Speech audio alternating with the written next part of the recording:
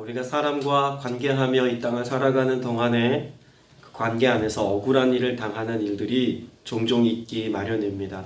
가까이에 있는 가족들과의 관계 안에서는 물론이거니와 또 직장 안에서 또 우리가 어떤 소득을 내거나 일을 해야 되는 어떤 일터에서 억울한 일을 당하고 손해를 보는 경우들이 종종 있으므로 마음 상하는 일들을 우리 지체들과 교제함 속에서도 듣고 또 경험하곤 합니다.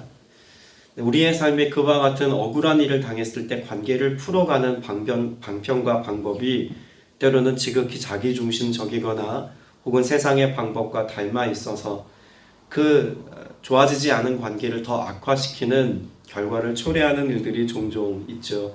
하나님께서는 우리 그리스도인들의 삶 가운데 이 어려워진 관계 안에서 역사하시는 하나님의 방편이 하나님의 일하심에 속해 있다라고 하는 사실을 우리에게 분명히 말씀해 주고 있습니다. 야곱의 삶을 보면 우리가 그것을 명확히 알 수가 있겠죠. 오늘 본문에도 보면 야곱의 삶에 억울한 상황과 형편이 펼쳐지고 또 진행되고 있다는 것을 명확하게 알 수 있습니다. 1절에 보면 야곱이 라반의 아들들이 하는 말을 들은즉 야곱이 우리 아버지의 소유를 다 빼앗고 우리 아버지의 소유로 말미암아 이 모든 재물을 모았다 하는지라라는 이야기를 듣습니다. 지금 야곱의 삶은 어떤 삶이었습니까? 라헬을 아내로 맞이하기까지 또 레아를 아내로 맞이하기까지 오랜 세월을 무료 봉사했습니다. 아무런 소득과 수입도 없이 그저 아내를 얻어 가정을 꾸려야겠다는 마음 때문에 오랜 세월을 그렇게 자신의 이득과는 상관없는 삶을 삼촌 라반의 집에서 보내지 않았습니까?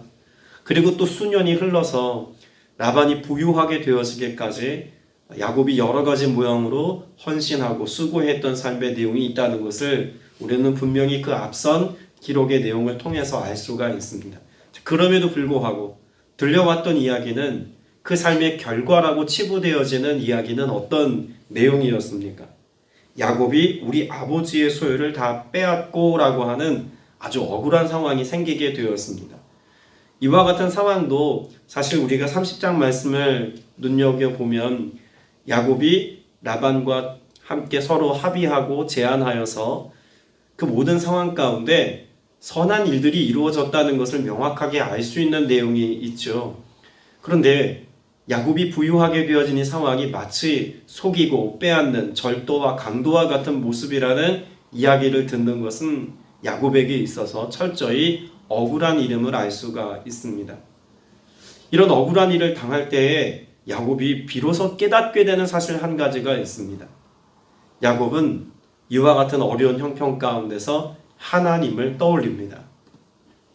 자신의 힘과 노력과 수고로움으로 되어진 어떤 일이 아니라 하나님이 하신 일 앞에서 하나님을 떠올리고 내가 바라보고 돌아가고 내가 지향할 곳은 다름 아닌 하나님인 것을 그가 인정하게 되죠. 13절 말씀에 보면 나는 베델의 하나님이라 내가 거기서 기둥에 기름을 붓고 거기서 내게 소원하였으니 지금 일어나 이곳을 떠나서 내 출생지로 돌아가라 하셨느니라 라는 말씀이 있습니다. 창세기 28장에서 베델은 야곱이 하나님을 만난 장소로 언급이 되고 있죠. 여러분, 베델에서 야곱이 하나님을 만났을 때 그는 소유가 많거나 혹은 그를 도와줄 수 있는 사람이 많지 않았습니다. 베델에서 하나님을 만났을 때의 그 장면을 우리가 떠올려 보면 철저히 혼자였으며 철저히 가난했고 철저히 무력해서 아무것도 할 수 없는 상태의 야곱이었다는 것을 분명히 잘 알고 있습니다. 자, 그러면 오늘 31장에서 야곱이 그 베델의 하나님을 떠올렸다는 이야기는 무엇을 우리에게 상기시켜주고 있는 것입니까?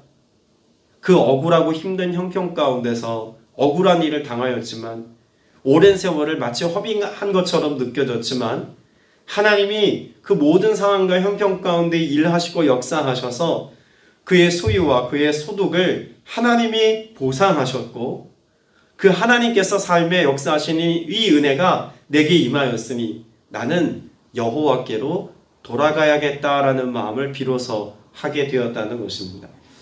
베델에서 야곱이 하나님께 어떤 헌신을 했습니까?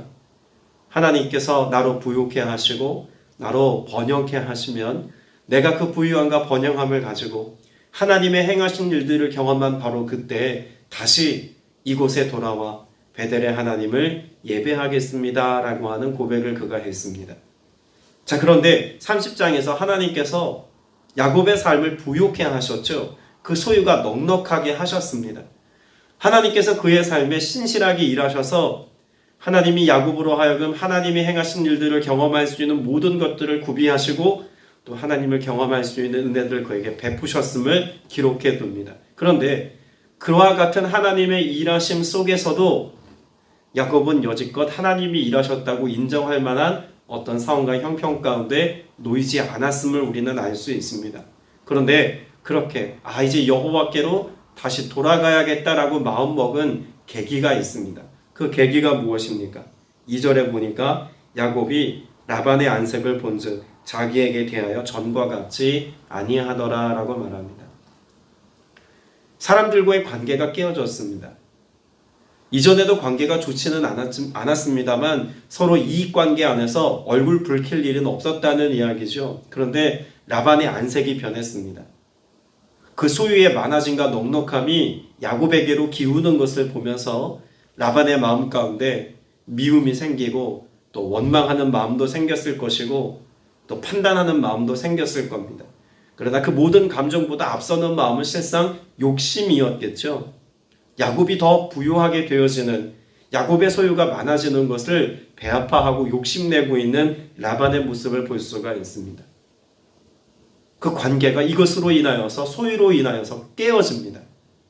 그 깨어짐의 시점에서 야곱이 떠올렸던 것이 베델의 하나님이었다라고 하는 것을 우리가 생각해 본다면 우리의 삶에도 적용해 볼 만한 내용이 있다는 것을 알 수가 있습니다. 우리는 사람들과의 관계 안에서 앞서 전제했던 것처럼 억울한 일도 당하고 관계의 깨어짐 속에서 내가 겪지 않아도 되는 슬픔과 또 낙심과 어려운 감정들을 품고 살아갈 이유가 생기기도 합니다. 그러나 그와 같은 모든 상황과 형편 속에서 마음이 힘들고 지치고 피곤하고 어려울 때 우리의 시선과 우리의 삶의 내용을 어디로 향하게 해야 한다고 오늘 본문을 가르쳐 줄까요? 베델의 하나님, 내가 만난 하나님, 그 하나님께로 시선을 둘 때 하나님이 우리의 삶에 행하신 일들을 비로소 인정하게 된다는 것입니다. 지금 야곱은 이와 같이 관계가 깨어짐 속에서 이제 더 이상 라반에게 기대할 것이 없고 함께 하지 않아야겠다는 마음의 결단이 섰을 때 그 아내들을 불러 하나님이 자신을 만나 주셨던 그 베델로 돌아갈 것을 제안합니다. 그 내용이 이렇죠? 5절 말씀에 보니까 그들에게 이르되 내가 그대들의 아버지 안색을 본즉 내게 대하여 전과 같지 아니하도다. 그러할지라도 내 아버지의 하나님은 나와 함께 계셨느니라. 내 아버지의 하나님, 그 하나님은 어떤 하나님이죠? 이삭의 하나님입니다. 이삭의 하나님이라고 하는 이 표현 속에는 이삭이 겪었던 아주 중요한 삶의 스토리가 담겨져 있죠. 이삭의 하나님에 관한 이야기를 묵상하면 그는 우물을 팠던 어떤 내용들과 연관해서 하나님을 떠올리고 있다는 것을 알 수 있습니다. 우물을 파면 샘이 납니다. 그런데 그것을 시기했던 사람들이 와서 우물을 메꾸고 나면 또다시 하나님께서 이삭으로 하여금 다른 곳으로 옮겨 우물을 파게 하시고 그곳에서 다시 샘이 샘솟게 하셨습니다. 그 일들이 계속 반복되어지는 동안 그를 괴롭게 하고 그를 힘들게 했던 사람들조차도 어떤 결과 가운데 서게 합니까? 하나님이 이삭을 돌보신다는 것을 그들로 인정하게 하고 결국에는 화친하는 이야기가 성경에 기록되어져 있지 않습니까? 자, 그러면 지금 야곱이 아버지 하나님을 떠올리고 있다는 것은 이 억울한 일과 상황과 형편 속에서도 무엇을 기대하게 되었다는 걸까요? 하나님이 이 상황을 역전하시고 하나님이 이 상황 가운데 일하셔서 내 억울함을 풀어주실 뿐만 아니라 일그러지고 깨어진 관계 안에서 하나님의 선하심을 하나님이 드러내실 것이다 라고 하는 기대감이 그 마음 가운데 되살아나고 있다는 것을 알 수가 있습니다. 그러면 적어도 야곱의 마음 가운데는 하나님이 함께 하신다는 믿음의 고백과 함께 하나님의 일하심을 기대하는 마음이 되살아났다라고 말할 수 있습니다. 이전까지 야곱의 삶은 철저히 자기 꾀와 또 자기 실력과 자기 노력의 여하를 따라서 성공 가능한 삶이라고 여겼던 인생입니다. 자기가 사랑하는 아내를 얻기 위해서 7년을 수고하였고, 그러나 그것마저 제 뜻대로 되지 않으니까 다시 7년을 수고하여서 자신의 노력과 수고로움으로 자기가 원했던 아내를 맞이하기까지 그 오랜 세월을 자신의 힘으로 살아내지 않습니까? 그 이후에 자녀를 낳고 그 가정을 일구어 가기까지도 철저히 자기중심적인 삶을 살아갔던 야곱입니다. 그런데 그 모든 일들 가운데서 결국 라반과의 관계가 깨어지는 어느 시점에서야 비로소 하나님의 일하셨다라고 하는 사실을 인정하게 되었고, 또 그 하나님의 일하심 속에서 하나님을 기대할 수 있는 마음까지 회복되었습니다. 오늘을 살아가는 저와 여러분에게 일어나야 할 회복의 역사는 바로 이런 하나님의 일하심에 대한 기대일 줄로 믿습니다. 예레미야 33장 2절 말씀에 보면 하나님에 대하여 어떻게 말씀하나요? 이를 행하시는 여호와, 그것을 만들어 성취하시는 여호와, 그 이름을 여호와라 하는 이가 이와 같이 이르시는도다. 너는 내게 부르짖으라. 내가 내게 응답하겠고 내가 알지 못하는 크고 은밀한 일을 내게 보이리라라고 말씀하고 있습니다. 하나님에 대한 인식이 바뀌어야 합니다. 단지 내가 구하지 않아도 하나님이 어떻게든 하시겠지, 그런 막연함 속에 살아가는 신앙생활이 아니라, 하나님이 내게 이렇게 일하셨구나, 하나님은 내게 행하시는 하나님이시고 성취하시는 하나님이시구나 라고 하는 믿음의 고백이 우리 안에 되살아나야 한다는 이야기입니다. 그 하나님에 대한 시선과 하나님에 대한 기대가 우리 안에 회복되어지고 다시 일어날 때 비로소 우리는 무엇도 할 수 있습니까? 진정한 믿음의 기도를 드릴 수 있는 것입니다. 부르짖는 기도, 내게 응답하실 것을 기대하는 기도, 내가 알지 못하는 크고 은밀한 일들을 이루실 하나님께 부르짖고 소망하는 기도가 우리 안에 되살아난다는 이야기입니다. 야곱의 삶에 그런 하나님을 향한 기도가 있었더라 라고 하는 표현은 오늘 본문에 있지는 않습니다. 그러나 베델의 하나님을 떠올렸다는 것, 하나님을 만나기 위하여 그의 삶의 방향을 선회하고 바꾸었다는 것은 우리가 다시금 세상에서 하나님의 임재 가운데로 나아가 기도의 자리를 선택한 것과 비교할 만하다라고 생각됩니다. 오늘 저와 여러분의 삶에 이 아침에 기도하는 것도 단지 내 원함을 채우는 것으로서의 부르짖는 기도가 아니라 이를 행하시는 하나님을 기대하는 기도, 하나님이 만들어 성취하시는 것을 경험하고자 하는 믿음의 기도, 결국 이 모든 것을 이루신 이가 하나님이셨음을 인정하는 믿음의 기도를 들으셔서 그런 하나님의 일하심 속에 응답의 은혜를 맛볼 수 있는 저와 여러분 되시길 주님의 이름으로 축복합니다. 자, 7절 말씀에 보면 라반이 야곱의 삶을 얼마나 힘들게 했는지를 더 정확하게 표현한 내용이 있죠. 그대들의 아버지가 나를 속여 품삯을 10번이나 변경하였느니라. 그러나 하나님이 그를 막으사 나를 해치지 못하게 하셨으며 라고 말합니다. 자, 약속을 끊임없이 변경하죠. 또 야곱을 속이기까지 합니다.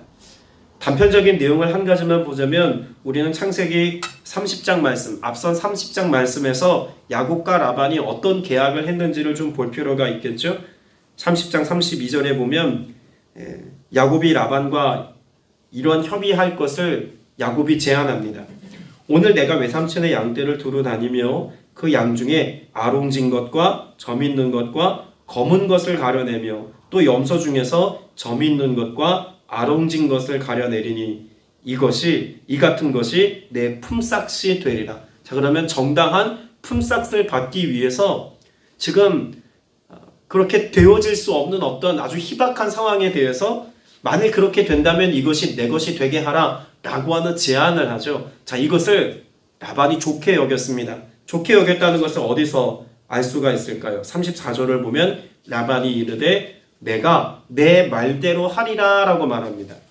그러면 야곱의 품삯으로 지금 뭘 주기로 약속한 겁니까? 아롱진 것, 점 있는 것, 검은 것, 이것을 지금 주기로 약속을 했다는 이야기입니다. 그런데 라반이 이걸 자꾸 바꿔요. 어떻게 바꿨는지를 8절 말씀에서 기록하고 있습니다. 그가 이르기를 점 있는 것이 내 싹시 되리라 라고 말합니다. 애초에 약속이 뭐였다고요? 아롱진 것, 점 있는 것, 검은 것. 이게 약속한 품삯입니다. 그런데 어느 날 라반이 보니까 그거 다 주기가 너무 아까운 겁니다. 그래서 약속을 바꾼 거예요. 점 있는 것만 믿게 될 거야 라고 이게 속이기 시작을 했고 처음 계약한 이 계약을 파기하기 시작했다는 겁니다. 그런데 하나님이 어떻게 하십니까? 온 양떼가 낳은 것이 점 있는 것이요. 지금 하나님의 개입하심입니다. 사람은 자꾸 나를 속이고 나를 힘들게 해도 하나님이 어떻게 일하셨다는 겁니까?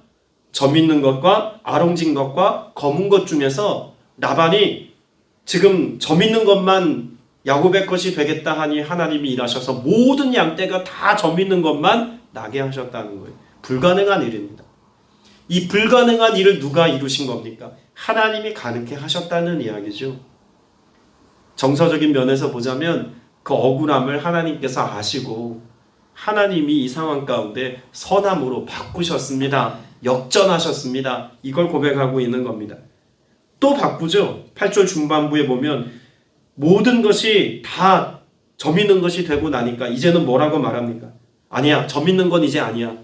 이제는 얼룩 있는 게 있게 될 거야 라고 또 속이고 또 바꿉니다. 그랬더니 이전에 하나님이 또 어떻게 합니까? 모든 온 양떼가 낳는 것이 얼룩무늬 있는 것이 된다라고 말합니다. 이 역시도 불가능한 일 아닙니까? 흔히 과학에서 말하는 이 멘델의 유전 법칙을 따르자면 이건 있을 수 없는 이야기입니다. 점 있는 모든 양떼가 다 점 있는 건데 어느 날 갑자기 모든 것이 다 얼룩무늬 있는 것으로 태어난다는 것은 불가능한 일입니다. 근데 그걸 누가 가능케 하셨다는 겁니까? 하나님이 야곱을 돌보기로 작정하시니 하나님이 야곱의 억울함을 풀어주시고 그의 품삯을 정당하게 받도록 하나님이 일하려고 하시니까 도무지 야곱으로서는 상상할 수 없고 기대할 수 없는 그 일들을 하나님이 해결하셔서 억울함을 풀어주시고 그 다른 사람이 나를 속이는 이 죄악된 상황들이 선함으로 바뀌어지더라 라고 하는 것을 말씀해 주고 있는 것이죠. 오늘 저와 여러분의 삶 속에 그런 하나님의 선명한 역사하심이 경험되어서 사람들과의 관계 안에서의 깨어진 탄식과 슬픔을 위로하시는 하나님, 또 세상 속에서 하나님의 방편대로 하나님의 말씀대로 살아가느라 우리가 당한 그 모든 손해와 힘겨움과 억울함을 보상하시는 하나님의 은혜를 여러분이 누릴 수 있게 되시기를 주님의 이름으로 축복합니다. 자, 그러면 중요한 것은 야곱이 그 소유의 넉넉함으로 보상받았다는 게 지금 중요한 게 아니죠.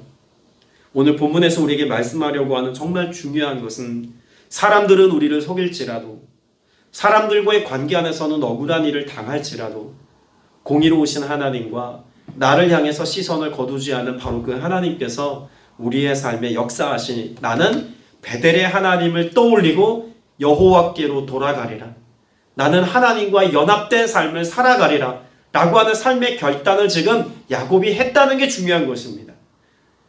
지금 야곱은 그 상황 속에서 사람들과의 관계는 깨어졌지만 하나님과 연합된 삶을 통해서 하나님의 일하심을 경험했으니 오늘 저와 여러분에게도 세상에서 하나님의 방편을 따라서 하나님과 연합하여 살아가는 삶을 지향하여서 우리의 삶 속에 우리의 일상 속에 개입하시고 간섭하시는 하나님을 경험해야 합니다 라고 하는 레슨을 오늘 본문을 통해서 주고 있다는 것입니다.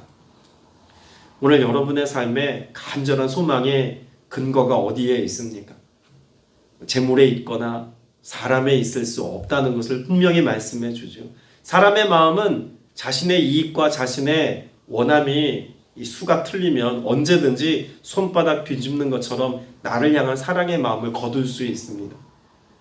너무나 죄송하고 너무나 송구한 이야기지만 사람의 마음은 내가 상처받고 내가 힘들면 언제라도 손바닥 뒤집는 것처럼 나도 바뀔 수 있고 상대방도 바뀔 수 있는 것이 사람과의 관계입니다. 그러나 이 모든 관계 안에 결국은 연합과 회복을 이루시는 분, 그리고 나아가 이 모든 상황들을 다 역전하시기까지 때로는 사람이 나를 실망시키더라도 나의 마음 가운데 진정한 의미의 보상과 회복을 주실 수 있는 유일하신 분이 하나님이신 것을 믿는다면 우린 여호와와 연합하는 삶을 살아가는 믿음의 고백과 태도가 필요함을 알게 됩니다. 예레미야 50장 5절 말씀에 보면 그들이 그 얼굴을 시온으로 향하여 그 길을 물으며 말하기를 너희는 오라 잊을 수 없는 영원한 언약으로 여호와와 연합하라 라고 말씀합니다. 하나님이 우리에게 약속하신 것은요, 단지 이 땅에서 조금 더 부유하게 되고 소득이 많아지고 내가 원하는 것을 다 이루고 성취하는 것이 하나님이 우리에게 행하신 언약의 본질이 아니라는 겁니다. 우리를 향하신 하나님의 언약의 본질은 어디 있습니까? 형통과 번영에 있는 것이 아니라 연합에 있습니다. 하나님은 우리와 연합하기를 원하십니다. 심지어 내게 번영케 하시고 형통케 하시는 것을 통해서 하나님이 행하신 일들을 보아서 결국 그 하나님이 행하신 일로 인하여서 하나님과 연합하고 한 몸을 이루듯 하나 되어 살아가는 삶을 바란다는 것입니다. 신약의 백성들도 보시기를 바랍니다. 예수님을 따라다녔던 무수히 많은 사람들, 그들이 바랬던 것은 질병으로부터 노임받는 것이었고 그들의 가난과 정치적인 해방을 꿈꾸어서 예수님을 따라다녔지만 예수님이 정작 원하셨던 것은 무엇입니까? 죄로부터 자유케 되는 것이었고 죄로부터 자유케 된 그들이 여호와 앞에 온전히 나아가 하나님과 연합하여 살아갈 수 있도록 약속하신 성령을 보내주셔서 온전히 하나님과 한 몸 되게 하시는 것이 하나님의 선하신 뜻이었습니다. 오늘 우리가 바라고 소망하는 것, 그건 역시 하나님과 연합된 삶을 살아가는 것이고 나와 함께 하시는 그 하나님이 행하신 하나님의 행하시고 성취하시는 것을 보는 것이 오늘 우리의 믿음의 여정 되기를 소망하며 기도할 수 있기를 바랍니다. 말씀을 맺습니다. 우리는 야곱이 그랬던 것처럼 어떤 상황과 형편에서도 베델의 하나님을 기억해야 합니다. 그리고 그 하나님을 만난 기쁨과 감격의 자리를 회복하기까지 일하시고 성취하시고 역사하시는 그 크신 하나님을 내가 또 경험하기까지 하나님 나와 함께하여 주옵소서. 이 고백을 가지고 살게 되시기를 바랍니다.